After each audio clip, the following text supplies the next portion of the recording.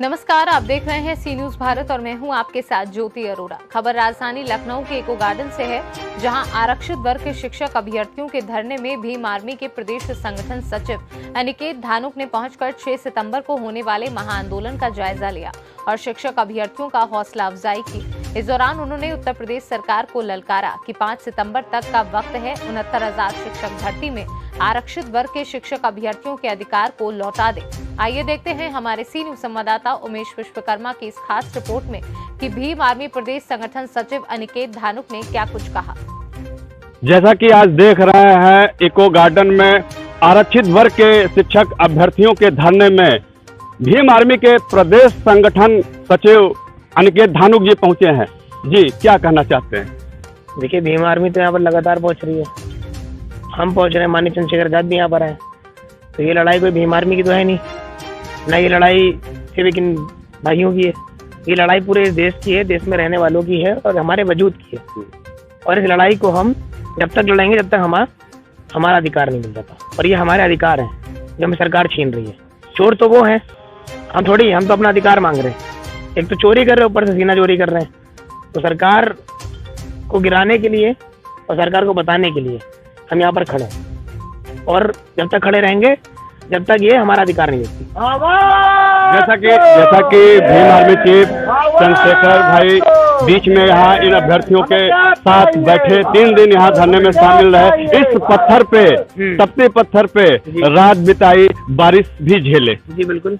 और सरकार को चेतावनी दे गए कि 5 तारीख तक इनके अधिकार को वापस कर दिया जाए, अन्यथा 6 तारीख को महाआंदोलन छेड़ दिया जाएगा, जिसका खामियाजा सरकार को भुगतना पड़ेगा।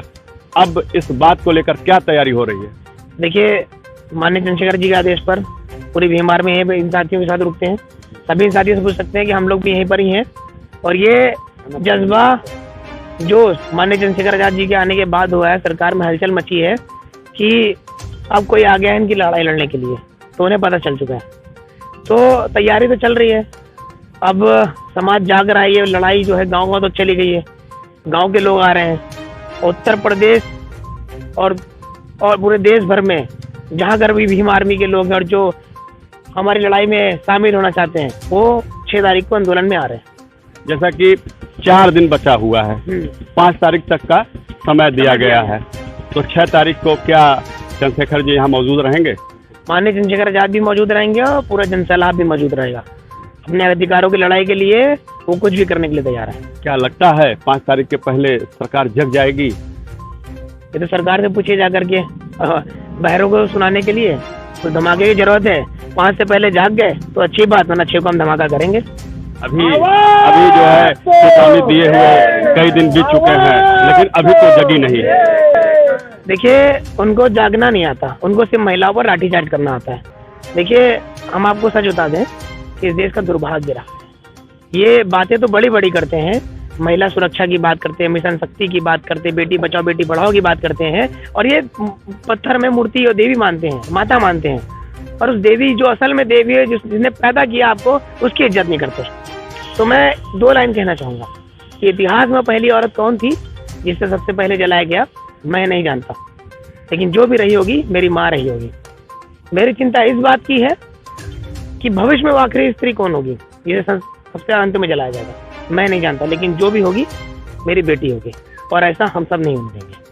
अब ये इन्होंने लाठी चलाया, हमारी बहनों पर हाथ टूटा, पैर टूटे, हमारे भाइयों पर। ये देश का भविष्य है, और आप बताइए, युवा देश का भविष्य है। अगर युवा ही जेल में रहेगा, युवा के हाथ पैर टूटे रहेंगे, युवा कैसे आर्मी में जाएगा, कैसे पुलिस में जाएगा, कहीं और दुनिया से जाएगा, कोई दूसरे प्लेनेट से लाएंगे क्या योगी जी या मोदी जी? ये लोग ही तो यहाँ पर रहते हैं। ये लखनऊ में जो यहाँ पर लोग आंदोलन कर रहे हैं 75 दिन से हो गए। हम आपको बता दें कि अगर हमारी मांगे नहीं पूरी करें तो 75 साल भाजपा को पीछे करेंगे। आप 75 दिन तो आज हो गए हमारे, हम 75 साल पीछे करेंगे भाजपा को, वो दोबारा पनप नहीं पाएगी। फिलहाल अपने समाज को जगाने के लिए क्या एक संदेश है, क्या अपील है? समाज जाग रहा है, समाज जागा ना होता तो आज यहाँ पर ना होता। समाज जाग रहा है, और मैं अपने देश के युवाओं से कहना चाहता हूँ कि देखिए, अभी देर नहीं हुई है, अभी आपके और अधिकार छीने जाएंगे, अभी और कुछ किया जाएगा। अभी तो हमारे पर लाठीचार्ज किया जा रहा है, हमारे लोग, ये पुलिस के जो लोग हैं और युवाओं को सामने सामने भिड़ा रहे हैं। देखिए, किसी को इतना तानाशाह नहीं होना चाहिए क्योंकि वक्त सबका आता है। अभी जब हमारा वक्त आएगा तो फिर ये भागे ना कहीं, फिर ये भी यहीं मौजूद रहें, फिर हम बताएंगे। अब 2022 का चुनाव नजदीक है, इस चुनाव में क्या रोल होगा भीम आर्मी का, आजाद समाज पार्टी का? देखिए ये तो आंदोलन की जगह, यहाँ तो चुनाव की बात नहीं करना चाहता, लेकिन हाँ जो फिर भी कहीं न कहीं कोई कड़ी होती है जो चुनाव का मुद्दा बनती है। जो सरकार हमारे भाइयों को, हमारे साथियों, हमारे समाज को अधिकारों से वंचित करेगी, उनके अधिकार छीनेगी, तो यही युवा उन सत्ता को बेदखल करेंगे सत्ता से। ये युवा आज चाहते हैं चंद्रशेखर जी सत्ता की चाबी अपने हाथ में लें। तो बिल्कुल, जिसको युवा चाहेगा वो सत्ता में रहेगा, जिसको युवा नहीं चाहेगा हमने नहीं चुना उन्हें, इन युवाओं ने नहीं चुना उन्हें, ईवीएम ने चुना। इन युवाओं ने चुना होता तो फिर यहाँ थोड़ी होती। तो भाजपा सत्ता में बैठी है तो ईवीएम के सहारे बैठी है। ईवीएम के सहारे बैठी है, सरकारी कर्मचारी उनके इशारों पे काम कर रहे हैं, ऐसे थोड़ी चलेगा।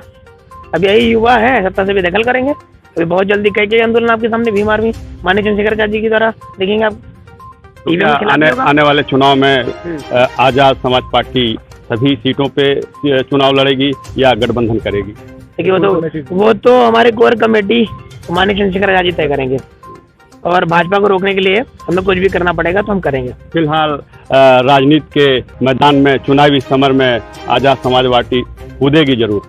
बिल्कुल कूदेंगे। बाबा साहब ने कहा था कि तुम्हें इस देश का शासक बनना है, और जो शासक होते हैं ना, उनके बहन बेटियों के साथ उनके अधिकारों को कभी वंचित नहीं रखा जाता, उनसे कभी अत्याचार नहीं होता। बिल्कुल, सत्ता की चाबी जब तक अपने हाथ में नहीं होगी तब तक पिछड़ों और दलितों का भला नहीं हो सकता है। बिल्कुल नहीं हो सकता, भला कैसे होगा? हजारों सालों से जो हमारे ऊपर अत्याचार होता आ रहा है, और अभी भी देख लीजिए संविधान लागू होने के बाद भी हमारे ऊपर कितना अत्याचार ये कर रहे हैं। बाबा साहब अम्बेडकर ने तो संविधान पूरा लागू कहाँ किया? बाबा साहब ने कहा था संविधान जब तक अच्छा रहेगा तब तक उससे लागू करने वाले अच्छे होंगे, अगर चलाने वाला नहीं अच्छा तो संविधान भी नहीं अच्छा होता। लेकिन हमें इस संविधान को बचाना है, क्योंकि पूरी दुनिया मानती है हमारा देश का जो संविधान है सबसे अच्छा है। और आप तो जानते ही कि अभी तो टांगे तोड़ दी जा रही हैं पत्रकारों की। जौनपुर में देखा ही आपने कि भाजपा के लोगों से सवाल करने पर पत्रकारों की टांगे तोड़ दी जा रही। तो मैं चाहता हूं कि आपके माध्यम से आप जैसे अच्छे पत्रकार जो हैं और भी जो लोग हैं वो जल्दी सुधर जाएं, ताकि अब तो लोकतंत्र के चौथे स्तंभ को भी तोड़ना चाह रहे हैं, मार रहे हैं, पीट रहे हैं, कूट रहे हैं। तो जब लोकतंत्र का चौथा स्तंभ ही नहीं असलियत दिखाएगा तो कौन दिखाएगा? ये थे अनिकेत धानुक जी, ये भी भीम आर्मी चीफ चंद्रशेखर आजाद की तरह देश तर्रार हैं और उनके मुहिम में रात दिन एक किए हुए हैं। आज शिक्षक अभ्यर्थियों के धरना स्थल पर इनके धरने में अपने साथियों के बीच ये पहुंचे हैं, और शायद आज 6 सितंबर को जो महाआंदोलन होने वाला है उसकी समीक्षा रूपरेखा तैयार कर रहे हैं। सी न्यूज़ से उमेश विश्वकर्मा।